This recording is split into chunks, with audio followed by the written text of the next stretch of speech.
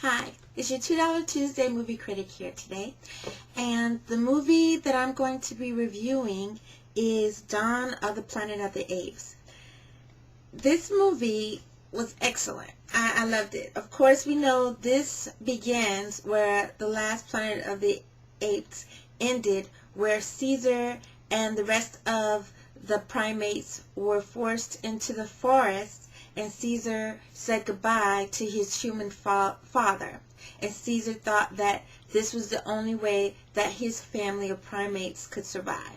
So the new movie begins showing Caesar and the apes living in the forest vibrantly, taking care of themselves. Their main rule is no ape kills another ape. Of course, there are other primates there, but they're all thought of as apes. You have some gorillas, orangutans, but it's mainly apes. So they're flourishing, basically. And then we go outside of the forest, and you see humans, and they are the only survivors of what's known as the simian flu. And as you saw at the end of the last Planet of the Apes movie, one person started passing it to another person, and it spread all over the world. Now, these human survivors think that they may be the only human survivors in the world. They don't realize just a few miles away from them, apes are living in the same area, in the forest. They believe that they're the only surviving humans. And so one of their plans is to find a way to help their community that they now have to survive and get better, and hopefully find other humans in other parts of the world. So part of this is them sending out a Renaissance team to find more fuel so that they can get more electricity, get more power to their small little community in order to find more humans in other parts of the world. So this team, led by I don't know if he's a scientist, but his girlfriend used to be part of the CDC, and she's a doctor. And so they go out, and while they're looking for an area to find more power, or to get more power, they run into apes. And the guy that first sees them happens to be a guy that hates apes. He is consumed by a lot of anger. And that's where our story gets interesting. And a lot of things happen that almost start things to go out of control. But thankfully, Caesar, as we remember from the last movie, is still the leader. And Caesar leads with a calm head, because he was one of the apes that got to see the good side. Because as we remember from the last movie, Caesar grew up in a home of humans, and they were good to him, and they treated him as family, not as a pet, not as a science experiment, but as family. And so that's what he remembers. But he also knows that there can be humans that are bad as well. Caesar, leads knowing these things, and when he finds out there are humans near him, he decides to deal with it in a calm, rational way. There are apes that only know the bad side of humans, and that's where Koba comes in. Koba was raised or lived in a science experiment all of his life. He was experimented on, as animals are. And so he only knows humans as being evil and mean and terrible to him. So when he realizes that there are humans, and he realizes, that they have infiltrated the forest where they live, his main thought is to kill. Because this is the way he understands humans to be. They either will kill you, or you have to kill them first. And of course he tells Caesar this. And that's where they began to butt heads. but Caesar's the leader, and everyone respects Caesar because Caesar is not really a dictator. He is one that leads to help the rest of them survive. He leads as a protector, not a dictator. And this is something as you watch the movie, you realize and you see. So it's a really great movie. I loved it from beginning to end. I mean, the thing that got me the most was the music, because you know how the music is always tells you when something is about to happen. Dum dum dum dum. It seems to always be playing that, oh, something is about to happen beat throughout the whole movie. And then something usually was about to happen, like it seemed like every time around the corner something was about to happen.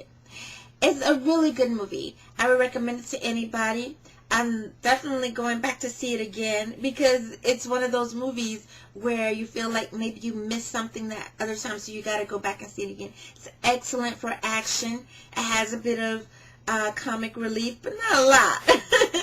And it's very dramatic, but mostly just a lot of good old-fashioned action. So I recommend it to anybody that wants to go see it. There's going to be another movie after this one to give more because it keeps going. It like gives just enough of the story to make you want more, and then stops. It's like, man.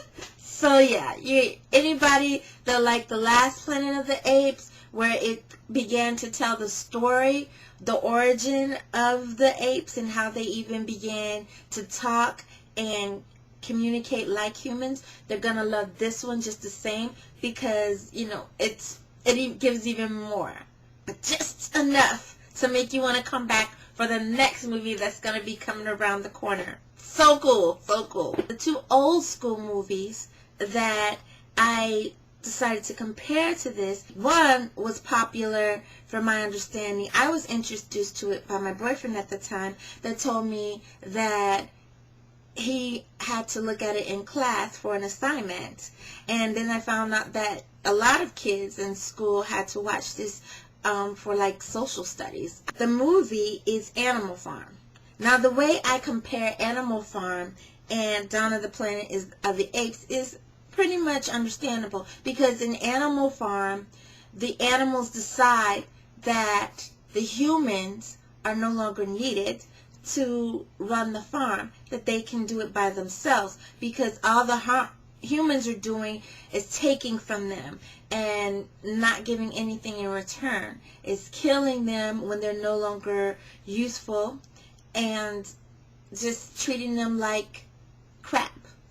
The animals decide that they're going to get rid of Farmer Jones, and once they do that, then they decide that they're going to run the farm. Before they even decide that they're going to take over the farm, Old Major, the dying hog, is the one that gives them the idea in the first place. He says, we can no longer live like this. Here I am laying about to die, and I've given everything I have to this farm, and nothing has ever been given back to me. And all of you have the same story, or will have that story once you're no longer useful on the farm. So this is what I suggest you do. And he's the one, Old Major is the one that tells them, hey, go ahead and band together, get rid of the humans, and you will, as long as you all know to stick together, you all can flourish. And so Old Major gives them the rules. So Old Major dies, and since Old Major himself was a hog, the pigs decide to take his place, not as leaders, but to try and take the lead in helping all of the animals do what they need to do in order to get rid of Farmer Jones and start bringing the farm to flourishment, so to speak. The two guys that kind of like take the lead. Snowball, the first pig, is a pig just like, or a leader just like Caesar's a leader, where he's not leading to say, I am dictating, I'm the dictator here. He's a leader as to say, I'm going to help you to do what you need to do to not only make the best of the situation that we're in, but also to protect you all from the humans.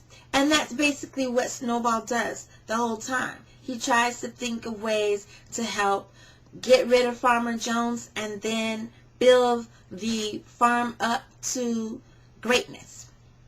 Then there is Napoleon, who is equated to the leadership style of Koba. But the thing with Napoleon is he does not like humans, but he's willing to work with them. Koba does not like humans at all. He despises humans. But Napoleon is evil to the point where he wants to dictate so that he can lead the way he wants to and have everyone work for him and his ultimate goal, which basically is to live high on the hog, so to speak.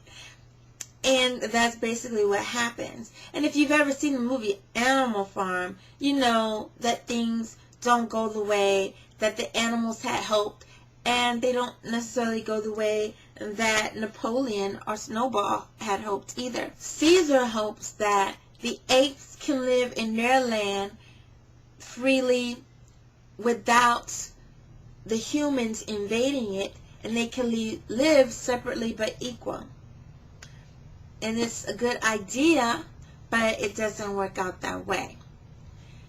Just as Snowball and even Old Major, that was his plan, and Snowball goes with that plan, hoping that the animals can live and flourish and be prosperous together, away from the humans, and the humans can live as they want, and no longer take away from the animals. So that's the way I equate those two movies. The other old school movie that I compare to this one is a movie called The Bear. Now this movie, unlike the Animal Farm, which the original Animal Farm was animated, the movie The Bear that I want to talk about now, this was also a live version movie. And there were no human voices. These were real animals doing real animal type things, and there were humans involved, and humans were hunters. Now, the way I compare The Bear and the Dawn of the Planet of the Apes is the revenge factor. As I was telling you before, Koba hated humans. He hated humans to the point where when he realized that humans were invading his land with his family, the revenge and the hatred that he had for them consumed him so much that he couldn't see anything else. All he wanted to do was kill all the humans. And it consumed him to the point where he no longer even felt loyalty towards Caesar, because Caesar went against his plan for revenge. And this is the way it was in the movie The Bear. It starts off, everybody's doing their own thing. It was directed by Jean-Jacques Annaud. And I hope I pronounced his name right. French is not necessarily one of my better languages, but that was the director. As I said before, it was a live version, so these are real animals in it. Of course, the hunters are real humans, but they are actors. And the movie is set in a live version in the fall, and there are certain groups. There is the mother bear with her cub. There are the hunters out looking for, prey. And then there is the bachelor bear, who has nothing to do with anyone else. He's just doing his thing. So the movie, The Bear, is about the cub and how his life gets turned around because of different occurrences that happen. And he starts out one way, and things happen, and he ends up in another situation. He just has, sadness in his life. He has scared moments in his life. He has really, really good moments in his life. It's really a cool movie. If you ever get to see it, I suggest you see it.